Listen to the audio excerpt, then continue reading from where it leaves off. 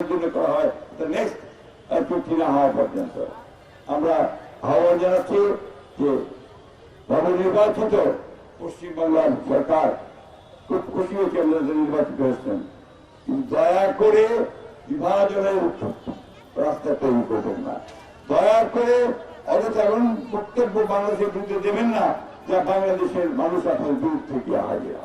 আজকে যে সমস্ত বক্তব্য প্রচারিত হচ্ছে এই বক্তব্যগুলো কিন্তু একটা সুসম্পর্কের জন্য খুব একটা ইতিবাচক নয়।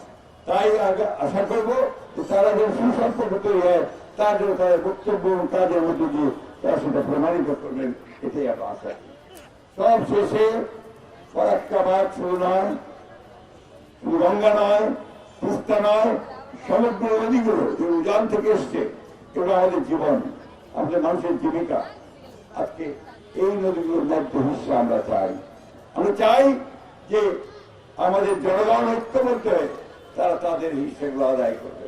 আমরা পারি, আমরা টিপাই ফুটপাতে যে বাঁধ ছিল আমরা আমাদের আন্দোলনের মধ্যে দিয়ে কিন্তু সেই বাঁধ নির্মাণ আমরা বন্ধ করেছি। শুধু আমাদের দেশে না, ভারতেও এটার বিরুদ্ধে প্রতিবাদ হয়েছিল।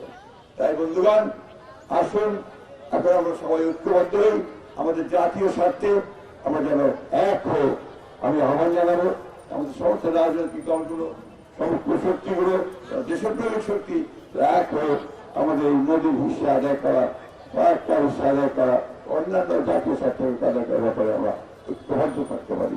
সকলকে অশেষ ধন্যবাদ, বাবুকে আবার ধন্যবাদ যে আমাকে এখানে আমন্ত্রণ জানিয়ে দুটি কথা বলার সুযোগ করবার জন্য। ধন্যবাদ। আসসালামু আলাইকুম।